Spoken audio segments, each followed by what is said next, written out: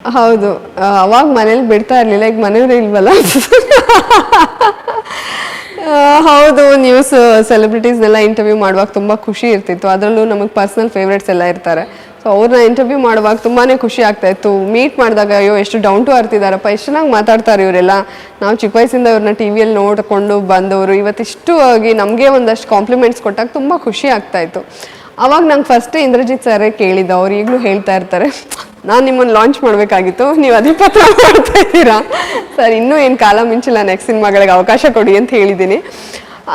ಹಾಗೆ ಅವ್ರು ಇರ್ಬೋದು. ನಂಗೆ ತುಂಬ ಜನ ಈ ಕಮೆಂಟ್ಸ್ ಬಗ್ಗೆ ಎಲ್ಲ ಮಾತಾಡೋರು, ತುಂಬ ಜನ ಡೈರೆಕ್ಟರ್ಸು ಅವರು ಇವರು ಈಗ ಇಂಟರ್ವ್ಯೂ ಮಾಡಿ ನಿಮ್ಮ ಬಗ್ಗೆನೇ ಜಾಸ್ತಿ ಕಮೆಂಟ್ ಇರುತ್ತೆ ಅಂತೆಲ್ಲ ಹೇಳೋರು. ಖುಷಿ ಆಗೋದು. ಬಟ್ ಏನು ಮಾಡೋದು, ಮನೇಲಿ ಬಿಡಲ್ಲ ಅನ್ನೋ ಬೇಸರ ಕೂಡ ಇತ್ತು. ಅದಕ್ಕಿಂತ ಮುಂಚೆ ನಾನು ಹೋಗಿ ಟ್ರೈ ಮಾಡಿ ಮನೇಲೆಲ್ಲ ಪಂಚಾಯಿತಿಗಳಾಗಿ ಫುಲ್ಲೆಲ್ಲ ಜಗಳಗಳಾಗಿ ನಾನು ಸ್ಟಾಪ್ ಮಾಡಿ, ಇದಲ್ಲ, this is not my cup of tea, ನನಗೇನಿದ್ರು ಮೀಡಿಯಾ ಅಷ್ಟೇ ಅಂತ ಅಂದ್ಕೊಂಡು ಇದ್ರ ಮೇಲೆ ಕಾನ್ಸಂಟ್ರೇಟ್ ಮಾಡಿದ್ದು. ಇಂಟ್ರೆಸ್ಟ್ ನನಗೆ ತುಂಬ ಇತ್ತು. ಬಟ್ ಈಗ ನಿಮಗೆ ಗೊತ್ತಿರ್ಬೋದು, ನನ್ನಮ್ಮ ಸೂಪರ್ ಸ್ಟಾರ್ ಹೋದೆ, ಜನ ಹೆಂಗೆ ಅಂದರೆ ಅದೇ ನಾ ಹೇಳಿದ ಗ್ರಂಥವ್ರಮ್ಮ ಈ ಥರ ಎಲ್ಲ ಅನ್ನೋರು, ಹೇ ಜಾನ್ವಿ ನನ್ನಮ್ಮ ಸೂಪರ್ ಸ್ಟಾರ್ ಇಷ್ಟೆಲ್ಲ ಗುರ್ತು ಹಿಡಿತಾರ. ನಾನು ಇಷ್ಟು ಕಷ್ಟಪಟ್ಟಿದ್ದೀನಿ ನ್ಯೂಸ್ ಚಾನಲಲ್ಲಿ, ನ್ಯೂಸ್ ತುಂಬ ಕಮ್ಮಿನ ಜನ ನೋಡೋದು, ಈ ಥರದ್ದೆಲ್ಲ ಅನ್ಸೋದು. ಇಷ್ಟು ರೀಚ್ ಇಲ್ಲಿ ಇರೋವಾಗ ನಮ್ಗೆ ಹೋಗಕ್ಕೆ ಬಿಡಲ್ಲ. ಬಟ್ ಏನಂದರೆ ಆ ಶೋ ಇರೋ ತನಕ ಅಷ್ಟೇ ಇರುತ್ತೆ, ಆಮೇಲೆ ಏನು ಅಂತ. ಯಾಕಂದರೆ ನನ್ನ ಮನೆ ಕಮಿಟ್ಮೆಂಟ್ಸು ಲೋನ್ ಎಲ್ಲ ಮಾಡ್ಕೊಂಡಿದ್ದರಿಂದ ಹೋಗಲಿ ಬಿಡಪ್ಪ, ಅದು ಕಂಟಿನ್ಯೂಸ್ ಆಗಿರಲ್ಲ, ಬರುತ್ತೆ ಹೋಗುತ್ತೆ, ಮಧ್ಯ ಏನು ಮಾಡೋದು ಅಂತಲೇ ಇದ್ದಿದ್ದು. ಗಿಚ್ಚಿಗಿಲಿಗಿಲಿ ಕರೆದಾಗ್ಲೂ ಹೋಗೋಕ್ಕಿಷ್ಟ.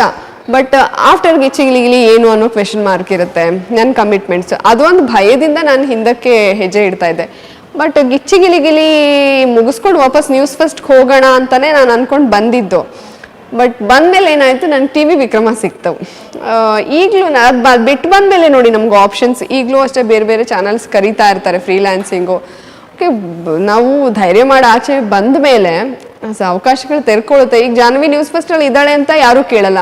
ಈಗ ಬಿಟ್ಟಿದ್ದೀನಿ ಅಂದಾಗ ಕೇಳ್ತಾನೆ ಇರ್ತಾರೆ, ಆ ಚಾನಲ್ ಈ ಚಾನಲ್, ಈಗಲೂ ಪಾಪ ಕರೀತಾ ಇರ್ತಾರೆ. ಸೊ ಹಾಗಾಗಿ ಇದ್ರ ಜೊತೆಗೆ ನಾನು ಕಲರ್ಸ್, ನನಗೆ ಫೇಮು ಅಥವಾ ನಮ್ಗೆ ರೀಚು ಅಂತಂದರೆ ಕಲರ್ಸ್ ಅಂತ ಚಾನಲಲ್ಲಿ ಕೆಲಸ ಮಾಡಬೇಕು. ಇಲ್ಲಪ್ಪ ನಿನಗೆ ಇಷ್ಟು ಸಂಬಳ ನಿನ್ನ ಕಮಿಟ್ಮೆಂಟ್ಸಿಗೆ ಆಗಬೇಕು ಅಂದರೆ ಇದ್ರೆ ಇಲ್ಲಿ ಗ್ರೋತ್ ಅಂತ ಬಂದಾಗ ಜಾಸ್ತಿ ನಮಗೆ ಎಕ್ಸ್ಪೆಕ್ಟ್ ಮಾಡೋಕ್ಕಾಗಲ್ಲ. ರೀಚ್ ಆಗಲಿ, ಗ್ರೋತ್ ಆಗಲಿ, ಫೇಮ್. ಸೊ ಫೇಮ್ಗೋಸ್ಕರ ನನಗೆ ಈ ಚಾನಲಲ್ಲಿ ನಾನು ಬಿಡೋದು ಬೇಡ. ನಮ್ಮ ಜೀವನಕ್ಕೋಸ್ಕರ ಒಂದು 2-3 ಚಾನಲಲ್ಲಿ ನಾವು ಕೆಲಸ ಮಾಡಿಕೊಂಡು ಮಾಡ್ಬೋದು, ಮಲ್ಟಿ ಟಾಸ್ಕ್ ಮಾಡ್ಬೋದು ಅಂತೆಲ್ಲ ಅಂದಾಗ ನಾನು ಡಿಸಿಷನ್ ತೊಗೊಂಡೆ.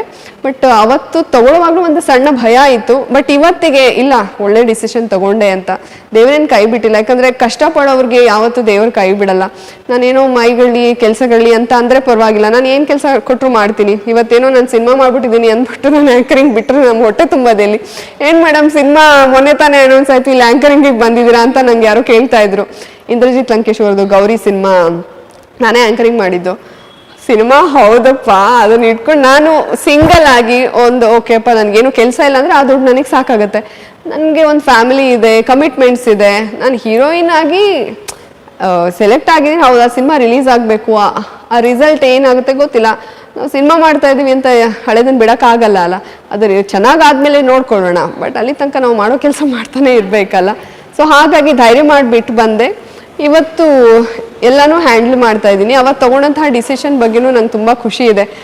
ಧೈರ್ಯ ಮಾಡಿ ತೊಗೊಂಡೆ, ದೇವ್ರ ಕೈ ಬಿಡಲಿಲ್ಲ ಅಂತ. ಹೌದು. ಸೊ